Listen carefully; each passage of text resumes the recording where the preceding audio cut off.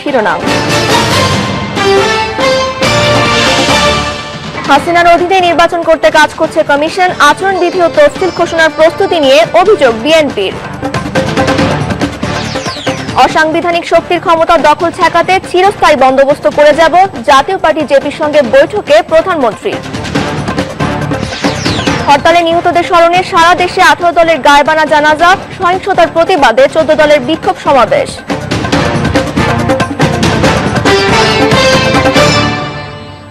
শেখ হাসিনার নেতৃত্বে দলীয় সরকারের অধীনে নির্বাচন করতে তাদের পূর্ব পরিকল্পনা অনুযায়ী এখন কাজ শুরু করেছে নির্বাচন কমিশন।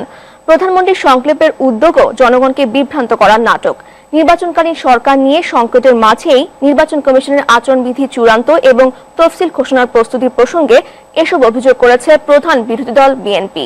দলটির নেতাদের হুঁশিয়ারি, সরকার একতরফা নির্বাচন করতে চাইলে চূড়ান্ত আন্দোলনের পথেই এগোবে বিরোধী দল। মাহমুদুল হকের রিপোর্ট। গেল 30 অক্টোবর বেশ কয়েকটি বিধান যোগ করে নির্বাচনের আচরণবিধির খসড়া প্রকাশ করে নির্বাচন কমিশন। প্রধানমন্ত্রী ও বিরোধী দলীয় নেতার মধ্যে সংলাপের বিষয়টি যখন দেশের রাজনৈতিক অঙ্গনে এখনো ধোঁয়াশা, তখন নির্বাচন কমিশনের এই নড়ে চড়ে বসাকে সরকারের সংলাপকে পাশ কাটিয়ে একতরফা নির্বাচনের প্রস্তুতি বলে মনে করেন বিএনপির শীর্ষ নেতারা। নির্বাচন কমিশনকে যা যা করা প্রয়োজন সেটা করার জন্য কিন্তু নির্বাচন কমিশনকে আগে থেকেই সরকার নির্দেশ দিয়ে রেখেছিল এবং তারা সব তৈরি করে রেখেছিল। এখন সরকার এতদিন একটা সংলাপের নাটক বা একটা সমঝোতার বিষয়, এই আবহাওয়াটা সৃষ্টি করে আসলে জনগণকে বিভ্রান্ত করতে চাচ্ছে। জোর করে দলীয় সরকারের অধীনে নির্বাচন করে আবার জয়লাভ, মানে ক্ষমতায় ফিরে আসে। জয়লাভ তো হবে না, ক্ষমতাটা আঁকড়ে ধরে কিভাবে আরো কতদিন থাকা যায়, সেই কৌশল সরকার গ্রহণ করেছে। তাদের মতে নির্বাচনকালীন সরকার নির্দলীয় না হলে নির্বাচনে অংশ নেবে না বিএনপি, আর তাদের ছাড়া সরকার নির্বাচনে গেলে কঠোর আন্দোলনের বিকল্প থাকবে না বিরোধী দলের হাতে। মুক্তিযুদ্ধের যে আন্দোলন, আমরা যে স্বাধীনতার আন্দোলন, সব আন্দোলনের যেভাবে যেসব প্রক্রিয়ায় যে ধরনের কর্মসূচি দেওয়া হয়েছিল, একই ধরনের কর্মসূচি দিয়ে আন্দোলনকে সফল করা হবে এবং একটা পর্যায়ে গিয়ে বর্তমান সরকার বাধ্য হবে আলোচনায় বসতে এবং সমঝোতার মাধ্যমে একটি নির্দলীয় সরকারের ব্যবস্থা গ্রহণ করার জন্য। এদেশে কিন্তু আন্দোলন হতে হতে গণ অভ্যুত্থান হয়েছে, গণ অভ্যুত্থানের মুখে সরকারের পতন হয়েছে। অতএব এখানে যে কোনো দিকেই এই আন্দোলনের গতি মোড় নিতে পারে বলে আমার বিশ্বাস। তবে বিএনপির এই শীর্ষ নেতারা জানান, সার্বিক আন্দোলনের গতি প্রকৃতি নির্ভর করছে সরকারের আচরণ ও জনমতের উপর। মাহমুদুল হক, এসএটিভি, ঢাকা। এদিকে সরকারকে হুঁশিয়ারি দিয়ে বিএনপির ভারপ্রাপ্ত মহাসচিব বলেছেন, জনগণের ঐক্যবদ্ধ চূড়ান্ত আন্দোলনের মধ্য দিয়ে সরকার হটাতে বাধ্য করা হবে। শুক্রবার নয়াপল্টনে দলের কেন্দ্রীয় কার্যালয়ের সামনে 18 দলীয় জোটের পূর্ব ঘোষিত গায়েবানা জানাজার আগে তিনি একথা বলেন। এর আগে বিএনপির আরেক নেতা জানান, সংলাপের পাশাপাশি নির্দলীয় সরকারের দাবি আদায় বিরোধী দলের আন্দোলন চলবে। অরণ্য মামুনের রিপোর্টে বিস্তারিত।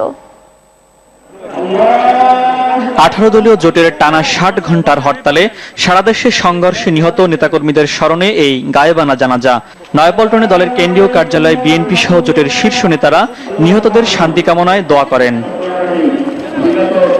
এর আগে সংক্ষিপ্ত বক্তব্য রাখেন দলের ভারপ্রাপ্ত মহাসচিব মির্জা ফখরুল ইসলাম আলমগীর। এ সময় তিনি চূড়ান্ত আন্দোলনের মাধ্যমে সরকারের পতন ঘটানো হবে বলেও হুঁশিয়ারি উচ্চারণ করেন। এই শহীদদের রক্তের উপর দিয়েই আমাদেরকে শপথ গ্রহণ করতে হবে এবং আমাদের আন্দোলনকে চূড়ান্ত পর্যায়ে নিতে হবে। গণতন্ত্রকে রক্ষা করার জন্য, মানুষের ভোটের অধিকারকে রক্ষা করার জন্য নিরপেক্ষ নির্দলীয় সরকারের অধীনে নির্বাচনের কোনো বিকল্প নেই। আন্দোলনের মধ্য দিয়েই এই সরকারকে বাধ্য করতে হবে নিরপেক্ষ নির্দলীয় সরকারের অধীনে নির্বাচন দিতে। এর আগে জাতীয় প্রেস ক্লাবে আলোচনার নামে বিভ্রান্তি, গণতান্ত্রিক শক্তির দায়িত্ব বিষয়ক আলোচনায় অংশ নিয়ে বিএনপির স্থায়ী কমিটির সদস্য ব্যারিস্টার মওদুদ আহমদ আবারও জানান, দলীয় সরকারের অধীনে আগামীতে কোনো নির্বাচনে যাবে না বিএনপি। সংলাপ চলতে পারে, কিন্তু আন্দোলনের কর্মসূচি অব্যাহত থাকবে যতদিন পর্যন্ত এই আন্দোলনের আমাদের নির্দলীয় সরকারের ব্যবস্থা পুনঃপ্রবর্তন করা না হবে, ততদিন পর্যন্ত দিন দিন আরো কঠোর আন্দোলনের কর্মসূচি দেওয়া হবে। নির্দলীয় সরকারের দাবি আদায় হলে নির্বাচন কমিশন পুনর্গঠনের দাবিতে আন্দোলন শুরুর কথাও জানান ব্যারিস্টার মওদুদ। অরণ্য মামুন, এসএটিভি, ঢাকা।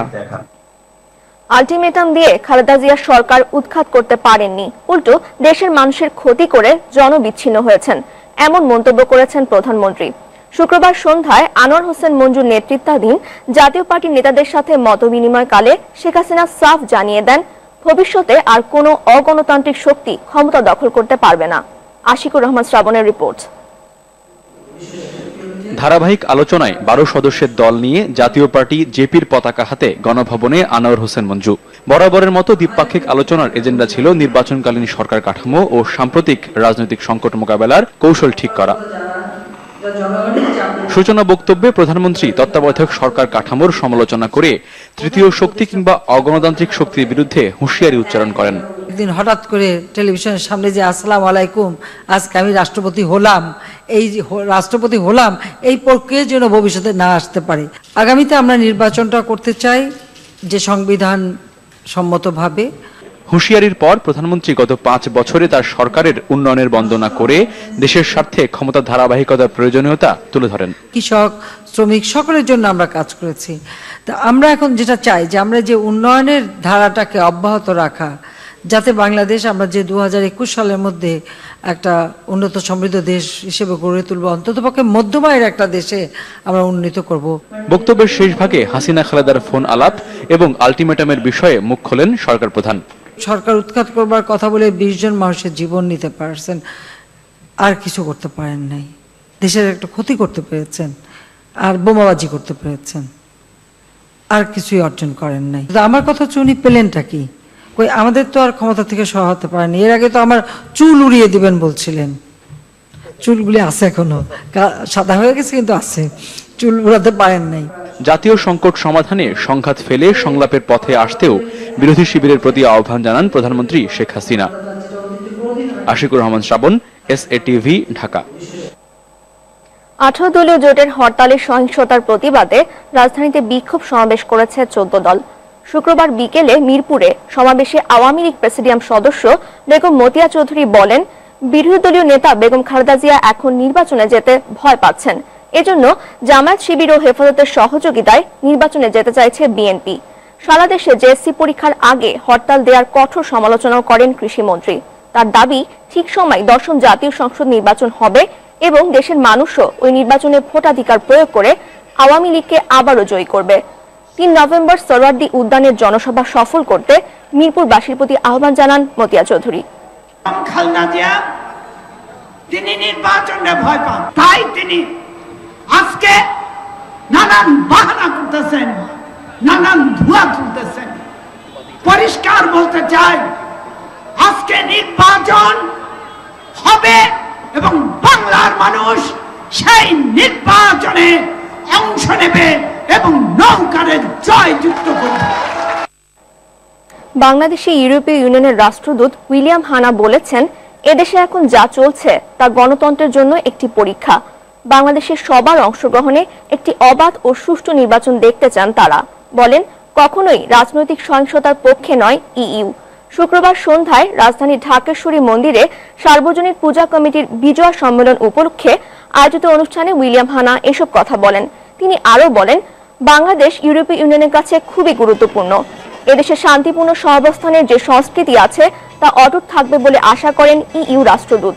অনুষ্ঠানে উপস্থিত ভারতের ভারপ্রাপ্ত হাইকমিশনার সঞ্জীব চক্রবর্তী বলেন, বাংলাদেশ যে পরিস্থিতির মধ্য দিয়ে যাচ্ছে তা উত্তরণে কোনো বিদেশি শক্তির দরকার নেই।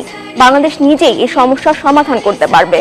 এদেশের কোনো রাজনৈতিক দলের সঙ্গে ভারতের বিশেষ কোনো সম্পর্ক নেই বলেও জানান ভারতীয় হাইকমিশনার।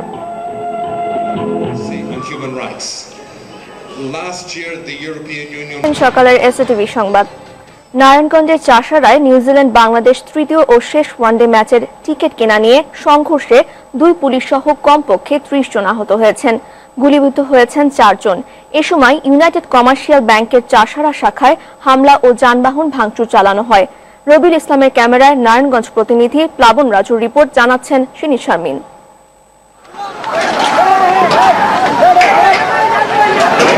টিকিট না পেয়ে উত্তেজিত হয়ে ওঠে ক্রিকেট প্রেমীরা। হামলা চালায় ইউসিবি ব্যাংকের চাষারা শাখায়। পুলিশ তাদের ছত্রভঙ্গ করতে লাঠিচার্জ ও রাবার বুলেট ছোড়ে। শুরু হয় ধাওয়া পাল্টা ধাওয়া।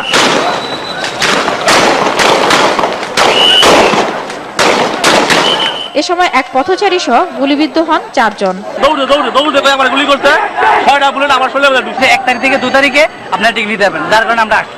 আসার পরে এখন আবার ব্যানার লাগিয়ে দিচ্ছে, এরা এখন ব্যানার লাগিয়ে বলতে আবার 2 তারিখে, তার মানে এক 3বার আমাদের আজকে আমাদের 7 বছর পর আমাদের নারায়ণগঞ্জে আমাদের 7 বছর পর নারায়ণগঞ্জ আজকে ক্রিকেট খেলা। এক পর্যায়ে বিক্ষুব্ধরা সড়ক অবরোধ করে 10টি যানবাহন ভাঙচুর করে। পরে অতিরিক্ত পুলিশ এসে পরিস্থিতি নিয়ন্ত্রণে আনে। আটক করা হয় 7 জনকে। তারপরে তারা সেল করবে। এখন পর্যন্ত আমি যতদূর জানলাম একটা টিকিটই আসে না। আজকে এক পর্যায়ে তারা এই ব্যাংকের শুরু করছে, গ্লাস ভাঙছে। আমাদের পুলিশ ছিল তখন তাদের ছত্রভঙ্গ করার জন্য আমরা তাদেরকে মৃদু লাঠিচার্জ করছি।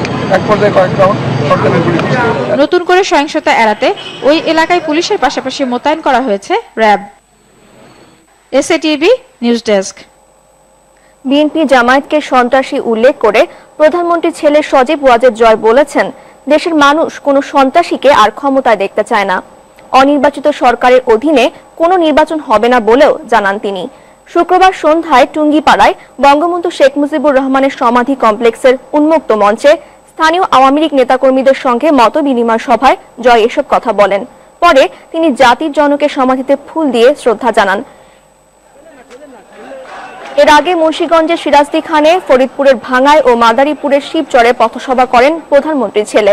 এসব পথসভায় তিনি আরো বলেন, বিএনপি জামায়াত আবারও ক্ষমতায় এলে দেশের সন্ত্রাস জঙ্গিবাদ ফিরে আসবে। তাই দেশকে সন্ত্রাস মুক্ত রাখতে ফের নৌকায় ভোট চান তিনি।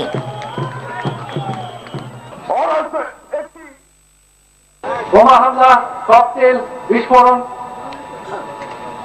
আমাদের আইনমন্ত্রীর বাসায় হামলা, আইসিটি প্রসিকিউটরের বাসায় হামলা, নিরীহ মানুষের উপর ককটেল হামলা এবং নির্যাতন।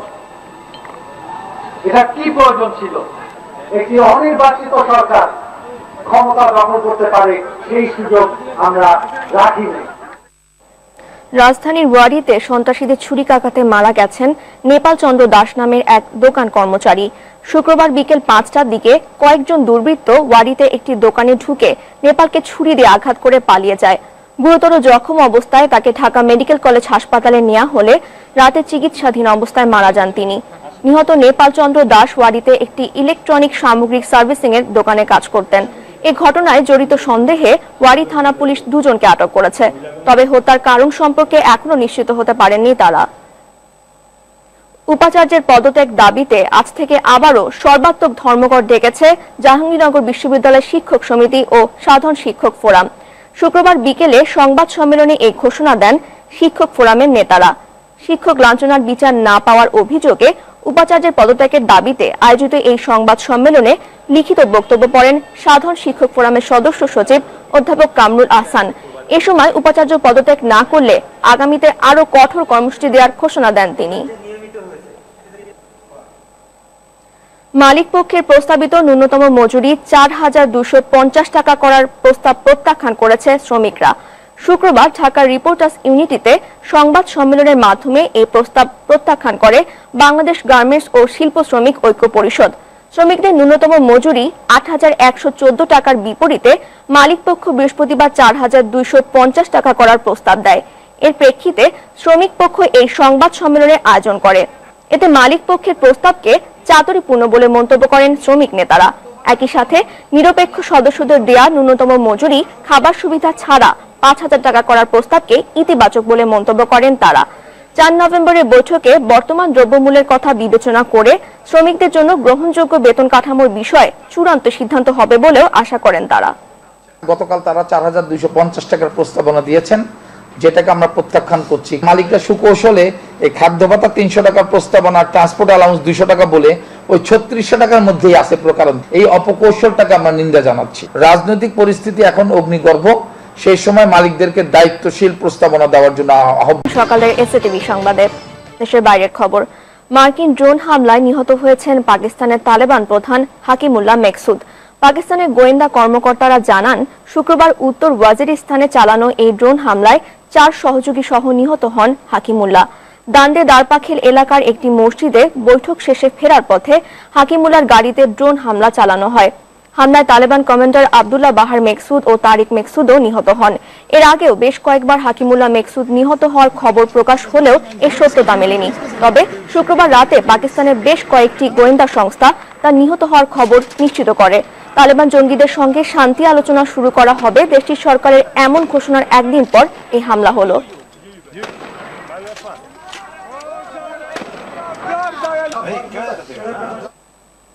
অবশেষে গুপ্তচর বৃত্তি নিয়ে বাড়াবাড়ির কথা স্বীকার করল যুক্তরাষ্ট্র। দেশটির নজরদারি নিয়ে ইউরোপীয় মিত্র দেশগুলোর সঙ্গে টানাপোড়েনের মধ্যে এমন স্বীকারোক্তি দিলেন মার্কিন পররাষ্ট্রমন্ত্রী জন কেরি। আগামীতে এ ধরনের ঘটনার পুনরাবৃত্তি না করার প্রতিশ্রুতিও দেন তিনি। এর আগে নজরদারি নিয়ে জোরালোভাবে আত্মপক্ষ সমর্থন করেন শীর্ষস্থানীয় মার্কিন গোয়েন্দা কর্মকর্তারা। সাফিনা সুলতানার রিপোর্ট। বিশ্বজুড়ে গোয়েন্দা বৃত্তির জন্য যুক্তরাষ্ট্রের বিরুদ্ধে যখন অভিযোগের পাল্লা ভারী হচ্ছে, ঠিক তখন ওবামা প্রশাসনের ঊর্ধ্বতন কর্মকর্তা খোলামেলাভাবেই বললেন, আড়িপাতায় কোনো কোনো ক্ষেত্রে সীমা ছাড়িয়েছে তার দেশ। তবে আড়িপাতার কারণেই কখনো কখনো সন্ত্রাসী হামলা রোধ করা সম্ভব হয়েছে বলেও যুক্তি দেন তিনি। এটা নিশ্চিত যে চলমান পরিস্থিতি মার্কিন সরকারকে অনেক ভাবিয়েছে। আমি স্বীকার করছি কিছু কিছু ক্ষেত্রে মার্কিন গোয়েন্দা তৎপরতা বাড়াবাড়ির পর্যায়ে চলে গেছে, তবে সবাইকে ঢালাওভাবে আড়িপাতায় হয়রানি করা হচ্ছে কিনা তা খতিয়ে দেখতে হবে। এদিকে শুধু ইউরোপীয় দেশই নয়, যুক্তরাষ্ট্রের বিরুদ্ধে অভিযোগ উঠেছে এশিয়ার দেশগুলোর তরফ থেকেও। এশিয়াতে নজরদারির জন্য অস্ট্রেলিয়ার দূতাবাসগুলোকে ব্যবহার করা হতো এমন খবর প্রকাশের পর এরই মধ্যে জাকার্তায় তলব করা হয়েছে অস্ট্রেলিয়ার রাষ্ট্রদূতকে। অন্যদিকে মার্কিন গোয়েন্দা কর্মসূচি নিয়ে যুক্তরাষ্ট্রের কাছে ব্যাখ্যা চেয়েছে চীন। চীনের বেইজিং, সাংহাই সহ অন্যান্য শহরে মার্কিন মিশনের গোপন নজরদারি নিয়ে খবর প্রকাশের পর এমন দাবি জানালো দেশটি। এর আগে স্নোডেনের ফাঁস করা গোপন মানচিত্র দেখা গেছে মার্কিন দূতাবাস ও কনসুলেটগুলোতে 90টি গোপন কেন্দ্র থেকে নজরদারি চালানো হচ্ছে। Safina Sultana, STV news desk. মাঠে ময়দানের খবর। দেশের মাটিতে ওয়েস্ট ইন্ডিজের পর নিউজিল্যান্ডকে হারিয়ে টানা 2টি সিরিজ জয়ে নেতৃত্ব দিতে পেরে দারুণ খুশি বাংলাদেশ অধিনায়ক মুশফিকুর রহিম। আর এজন্য বেশ গর্বিত বলে জানিয়েছেন তিনি। ধারাবাহিক সাফল্য ধরে রাখতে দলের আত্মবিশ্বাস আরও বেড়েছে। নিউজিল্যান্ডকে সিরিজ হারানোর পর এমনটি জানিয়েছেন টাইগার অধিনায়ক। আরও জানাচ্ছেন আরিফ হোসাইন। ওয়েস্ট ইন্ডিজের পর প্রায় 1 বছরের ব্যবধানে হোম অফ ক্রিকেটে টাইগারদের আরেকটি সিরিজ জয়ের উল্লাস।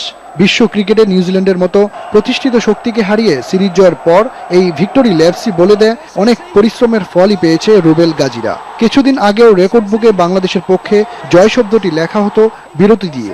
বদলে যাওয়া বাংলাদেশ আন্তর্জাতিক ক্রিকেটে এখন সিরিজ ছিনিয়ে আনছে ধারাবাহিকতা বজায় রেখেই। রহস্যের গল্পটা মুশফিকের কণ্ঠে। বিং এ ক্যাপ্টেন, কারণ আমাদের অবভিয়াসলি আমাদের খুব ভালো রেকর্ড আছে ঘরের মাঠে লাস্ট 1-1.5 বছরে। সো সেটা কন্টিনিউ করা অনেক ডিফিকাল্ট, কারণ একটা সিরিজ হয়তো আপনি খুব ভালো পারফর্ম করলেন, সেটা দেখা যায় চ্যাম্পিয়ন হয়ে গেলেন, বাট পরপর 2টা সিরিজ কনসিস্টেন্ট ক্রিকেট খেলা এটা আসলে খুবই অসাধারণ ব্যাপার এবং বাংলাদেশের জন্য নতুন, এবং আশা করছি আমরা ইনশাআল্লাহ ইন ফিউচারে হোপফুলি এইভাবেই খেলবো। ঘরের মাঠে নিউজিল্যান্ডকে টানা 6 ম্যাচ হারিয়েছে বাংলাদেশ। দলপতি বলছেন কঠিন পরিস্থিতিকে সামলে ওঠার মতো ক্রিকেটার এখন আছে বাংলাদেশ দলে। তাই তো কিউইদের দিকে টানা 2টি হোয়াইট ওয়াশের চোখ রাঙানিও আছে। মানে এখন বোঝা যাচ্ছে যে অবভিয়াসলি যে বাংলাদেশ টিম অনেক ইমপ্রুভ করছে এবং তারা যে কোনো সময় যে কোনো সিচুয়েশনে যখন দরকার হবে ভালো খেলা তারা ভালো খেলছে। সিরিজটা হারলেও অবশ্যই ওরা চাবে যে আমাদের সাথে আবার 3-0 হারুক। সো আমাদের অনেক হার্ডওয়ার্ক করতে হবে এবং আমরা চেষ্টা করবো যে ডেফিনেটলি লাস্ট ওয়ানডেটা যেন আমরা জিততে পারি, তারপর টি20 নিয়ে প্ল্যান করা যাবে। গত এশিয়া কাপে প্রমাণ হয়েছে এশিয়ার সেরা হওয়ার সামর্থ্য রাখে বাংলাদেশ দল। আগামী বছর ঘরের মাঠে আবারও এশিয়া কাপ। নিউজিল্যান্ডের বিপক্ষে এই সাফল্যের পর এবার ক্রিকেট প্রেমীদের প্রত্যাশাও আরও বেড়ে গেল। এশিয়া কাপে ধারাবাহিকতা ধরে রেখে টি20 বিশ্বকাপে সাফল্য অর্জনকেই টার্গেট করছেন মুশফিকুর রহিম। আরিফ হোসাইন, এসটিভি, ঢাকা। স্প্যানিশ লা লিগায় জয়ের ধারা অব্যাহত রেখেছে বর্তমান চ্যাম্পিয়ন বার্সেলোনা। তবে নিজেদের মাঠে এসপানিওলকে হারাতে বেগ পেতে হয় জেরার্ডো মার্টিনোর শিষ্যদের। অ্যালেক্সিস সানচেজের গোলে সফরকারীদের 1-0 গোলে হারায় ক্যাটালান ক্লাবটি। এই জয়ে 12 ম্যাচ শেষে বার্সার সংগ্রহ 34 পয়েন্ট আর এসপানিওলের 15। শক্তির বিচারে প্রতিপক্ষের তুলনায় অনেক এগিয়ে থাকলেও নু ক্যাম্পে পূর্ণ শক্তির দলই মাঠে নামান বার্সা কোচ। এল ক্লাসিকো সহ টানা 3 ম্যাচ নামের প্রতি সুবিচার করতে পারেননি লিওনেল মেসি। আর ভালো খেলেও গোল পাননি ব্রাজিলের স্ট্রাইকার নেইমার। প্রথমার্ধ গোলশূন্য থাকার পর দ্বিতীয়ার্ধের মাঝামাঝি সময় নেইমারের পাসেই ম্যাচের একমাত্র গোলটি করেন চিলির স্ট্রাইকার সানচেজ। লা লিগা নিজেদের মাঠে বার্সার একটি টানা 21তম জয়। সব মিলিয়ে টেবিলের দ্বিতীয় স্থানে থাকা অ্যাটলেটিকো মাদ্রিদের চেয়ে 4 পয়েন্ট এগিয়ে গেল শিরোপাধারীরা। Alexis Sanchez gets yet another goal in a rich run of goal scoring form. Neymar